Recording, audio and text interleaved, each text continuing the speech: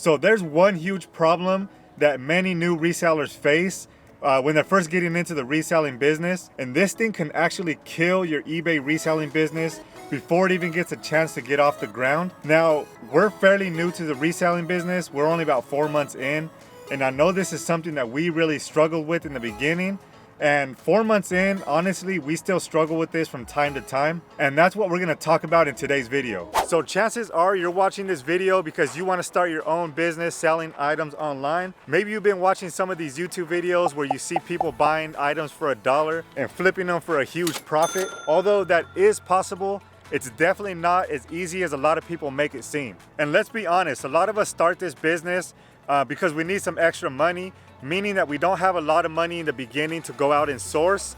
So I'm gonna show you exactly what we did and what we still do to this day, a couple months in, to be able to build up your inventory for little to no money out of pocket, start listing these things online and start generating some income. So before we get into the way that we do it, let's start off with the most traditional ways of sourcing for inventory.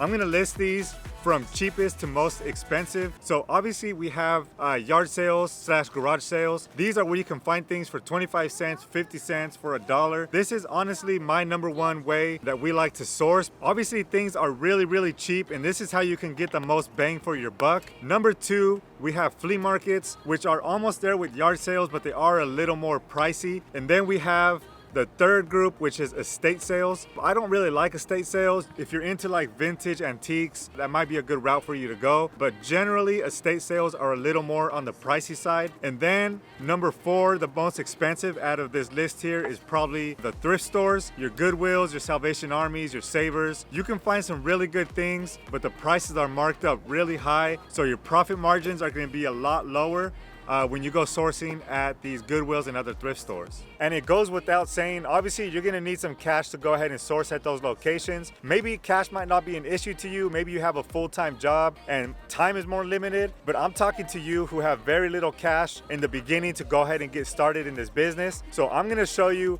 my favorite way to source, even to this day, that costs absolutely $0 to start building up your inventory. If you don't believe me, check out this pile of stuff that we got here. The same exact way that I'm gonna show you today. Check out these things that we were able to get. Now I know that this might look like a big mess to you. We don't have the most storage living out of an RV, but all this stuff right here we pretty much got from one pickup that we did. Again, keep in mind, all this stuff was free, and there is one thing in here that is gonna make us some good profit once we decide to sell. But these are just some of the things that we're able to pick up doing this one method that I'm about to show you. If you haven't guessed it by now, our #1 way to source for inventory is going to be looking on Facebook Marketplace, Craigslist, OfferUp, and other apps like that. Now, before you click off, I know a lot of you guys are hesitant to pick things up from Facebook. I know this because I ask a lot of questions on Instagram and on social media, and a lot of people said they don't even bother sourcing on Facebook because it's a waste of time. Now, while I do agree that a lot of it is not worth picking up, I'm gonna show you again that pile that I showed you inside. I'm gonna show you what I was able to pick up. And you don't really have to be that lucky, man. A lot of people are either moving or they're just tired of having stuff around. They don't want to deal with listing things online. So they'll just put it outside and give it away. So there is definitely a lot of good stuff to pick up out there. I'm gonna show you our routine on how we do this and our exact process for picking these things up. So this is our exact daily routine. So typically the first thing that we do when we wake up in the morning is we'll go to these different sites. So we'll start with Craigslist. You're gonna go ahead and jump onto the Craigslist website. You're gonna go to for sale.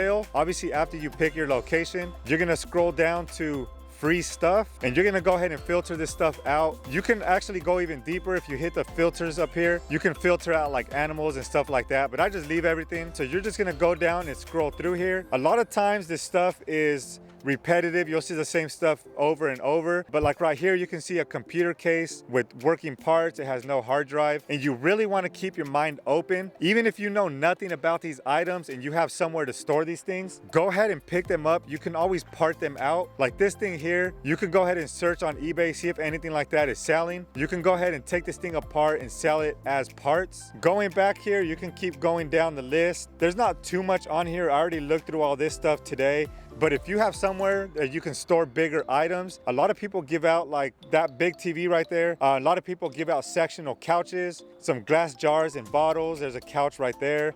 So there is definitely money to be made on Craigslist. Number two, what we do, and my favorite, is Facebook Marketplace. So you're gonna go down to the marketplace right there. You're gonna go ahead and pick your location. Go to the search bar, go ahead and search free items. You can see right there, there's a free recliner, but there is a lot of stuff in here. You can see some random porcelain. There's some Spanish workbooks there, so look out for like educational books, college books, stuff like that actually sell really well on eBay. And a big bonus is a lot of people give out packing paper, bubble wrap, and boxes. So if you're a reseller, you know how important this stuff is. So you definitely want to go ahead and look out for that kind of stuff as well. Right here, we have some DVDs. A lot of people do give out DVDs. Just go ahead and look for the ones that are a little more valuable. You don't want to waste your time on $2 and $3 DVDs. So you're gonna go ahead and repeat this process on Facebook, Craigslist, OfferUp. Take 10 or 15 minutes to go ahead and go through this stuff. Obviously, you're gonna go ahead and message these people and go ahead and make the pickup. And here's a bonus tip for you.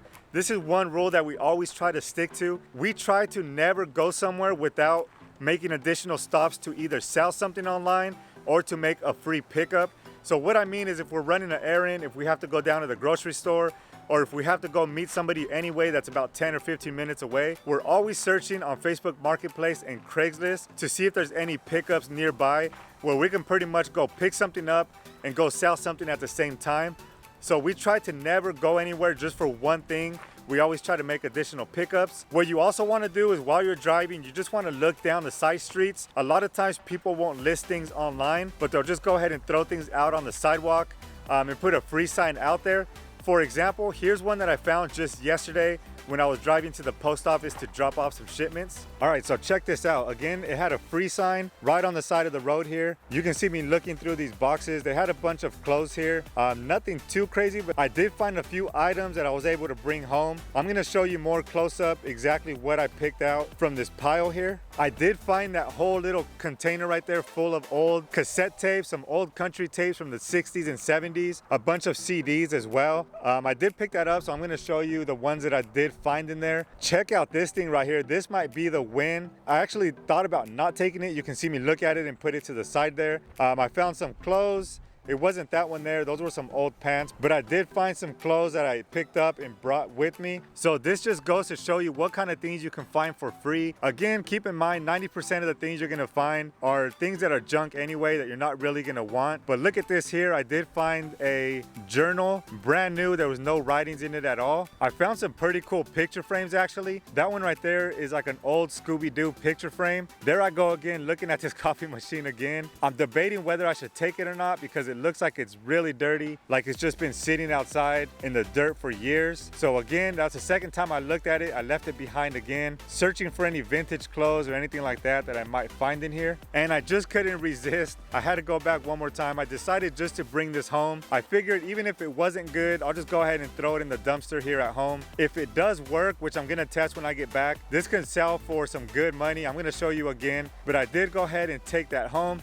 So that just goes to show you the kind of things you can find on the side of the road that was definitely not listed. And here we are back at home. Those are the two picture frames I was telling you about. They're a pair, a self-care journal. We found a Black & Decker blender jar. It doesn't go to that blender, but those things sell on their own. There are the cassettes I was talking about. Some really old cassettes from the 60s and 70s in there. I know these are not worth a ton of money, but we got some country CDs in there. I mean, I can lot these up and obviously sell them if they do work. Here is the coffee machine. This is actually a commercial bun 3-warmer coffee machine. Brand new. I think they go for over $1,000, but on eBay, I think I was seeing some for a couple $100 for sale in used condition. Here is the blender that I'm testing. Again, don't be scared to make some of these random pickups, even if you don't know much about the item. This blender did not have the top part to it, but it still works. I went ahead and tested it here. You can see that all the buttons work and the blades turn on this thing, and there is a market for these. You can sell them without the jar. Here are the comps for this coffee machine. This thing is crazy if this does end up working. And as promised, here is the big pickup from this free Facebook marketplace.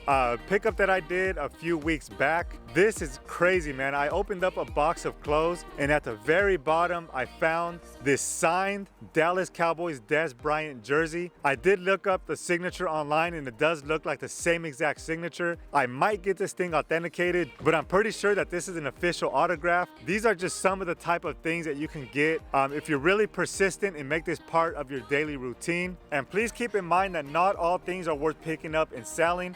If you don't know much about the sell-through rate, this is something that you want to check before you try to list anything. I did make a video about how to find the sell-through rate and why it's so important. Go ahead and click up here, or you can look in the description to go ahead and check out that video. But let me know in the comments below if you source on any of these free locations. If so, what is the best pickup that you ever made? I'm definitely interested to hear, so let me know in the comments below. Thank you so much for watching, and I'll see you on the next video.